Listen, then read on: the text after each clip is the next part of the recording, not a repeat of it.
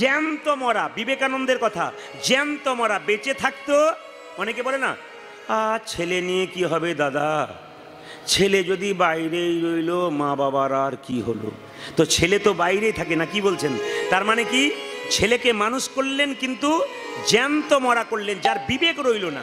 টাকা রোজগার করা মেশিন তৈরি হবে কলিযুগে। দেখুন এখন প্রত্যেকটি বাচ্চাকে তৈরি করছেন আপনারা, স্কুলে পড়াচ্ছেন, টাকা রোজগার করা, কিন্তু ছেলেদের বিবেক বিবেচনা হচ্ছে না। বাহ, 3 নম্বর প্রশ্ন হয়ে গেল। 4 নম্বর, নকুল বলছে আমি দেখতে পেলাম কটা গর্ত, জোরে বলুন। 5টা গর্ত। কটা গর্তে জল আছে? 3টে, আর 2টো গর্তে জল নাই। কৃষ্ণ বলল কলিযুগে যে ধর্ম হবে আড়ম্বরতা বেশি থাকবে, আসলটা কিন্তু কম থাকবে। প্রমাণ দেখুন, আপনাদের এই এলাকায় হয় কিনা জানি না, দুর্গা পুজোর সময় সব দুর্গা ঠাকুর দেখতে যান বাইরে বেড়াতে, জোরে বলুন। ঠাকুর দেখতে যান না প্যান্ডেল দেখতে যান, জোরে বলুন। বলুন কি দেখতে যান? এখন তো প্যান্ডেল দেখতে যান। তার মানে কি, ঠাকুর না দেখিয়ে প্যান্ডেল দেখা হয়, মানে আসল ঠাকুরটার প্রতি ভক্তি নাই, এখন প্যান্ডেল আর লাইটের প্রতি ভক্তি। এখানে কৃষ্ণ বলল কলিযুগে আড়ম্বরতা বেশি হবে, আসলটা কিন্তু কমে যাবে। ভক্তি কম, আড়ম্বরতা বেশি। মায়েরা বিবাহের সময় দেখবেন, এদিকে তাকান, বিয়ের সময় দেখবেন স্বামী স্ত্রীতে যখন ফুলের মালা বদল হয় না, আকন্দা ফুলের মালা বদল হয়, তখন একটা কাপড় ঢাকা দেওয়া হয়। তখন দেখবেন মেয়েটি যখন স্বামীর গলায় মালা দিচ্ছে, মানে একটা সন্ধিক্ষণ, সেই সময় একজন ক্যামেরাম্যান পেছন থেকে বলছে এইদিকে তাকাবে। তার মানে কি, বিবাহ হচ্ছে কিন্তু আড়ম্বরতা হচ্ছে, আসল জিনিসটা হচ্ছে না। ওই সময় শুভ দৃষ্টি স্বামী স্ত্রীর দিকে তাকাবে, স্ত্রী স্বামীর দিকে তাকাবে, কিন্তু পাশ থেকে আড়ম্বরতা, ক্যামেরাম্যান বলছে আমার দিকে তাকাও। শুভ দৃষ্টি কার দিকে হয়ে গেল, জোরে বলুন? হ্যাঁ, এই জন্য আপনাদের কাছে নিবেদন রইল, বাস্তবের সঙ্গে প্রমাণ দিয়ে বলে দিলাম। এইবার শেষ প্রমাণটা দেখুন। সহদেব বলে উঠলো আমি কি দেখলাম? আমি দেখলাম বিরাট বড় পাহাড় থেকে বিরাট বড় পাথর গড় গড় করে পড়ে একটা ঘাসের ডগায় আটকে গেল। প্রশ্ন কি ছিল?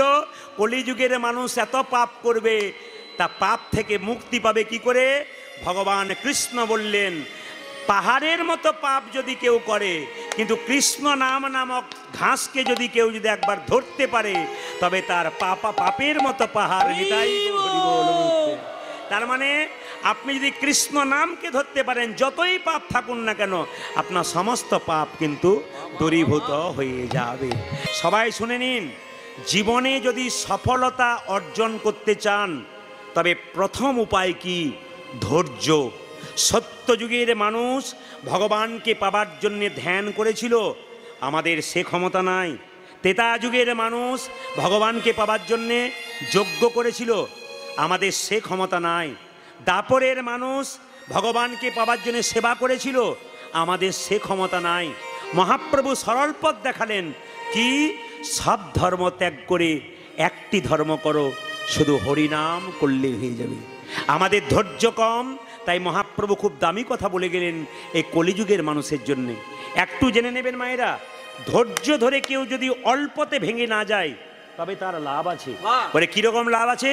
প্রত্যেকটা মানুষের জীবনে ধৈর্য থাকা দরকার। কিছু কি বলছেন?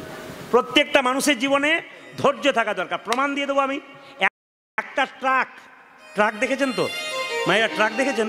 2টো চাকা হয় ট্রাকে, 2টো চাকা হয় না? ও আচ্ছা, একটা ট্রাক যাচ্ছে আস্তে, সেই ট্রাকে লরি যাচ্ছে, তাতে টাইলস জানেন তো? টাইলস মানে টালি যেগুলো ঘরে দেওয়া যায়, পা দিয়ে যান। এক গাড়ির টাইলস যাচ্ছে, তার সঙ্গে একটা শিবের মূর্তি যাচ্ছে। তা টালিগুলো যে পাথর দিয়ে তৈরি হয়েছে, শিব ঠাকুরটাও সেই পাথর দিয়ে তৈরি হয়েছে। তো এক লরি টালির মধ্যে একটা শিব ঠাকুর ওই পাথরেই তৈরি হয়েছে। টালিগুলো বলছে তোমার ভাগ্য বড় ভালো ভাই, একই পাথর থেকে আমরা হলাম টালি, আমাদেরকে লোকে পা দিয়ে চলে যাবে, আর তুমি হয়ে গেলে একটা পাথরের শিব, তোমাকে লোকে প্রণাম করবে। তোমার কি ভাগ্য ভালো, আমরা টালি হলাম, তুমি হয়ে গেলে শিব, তুমি শিবলিঙ্গ হয়ে গেলে, লোকে তোমাকে কত পুজো করবে।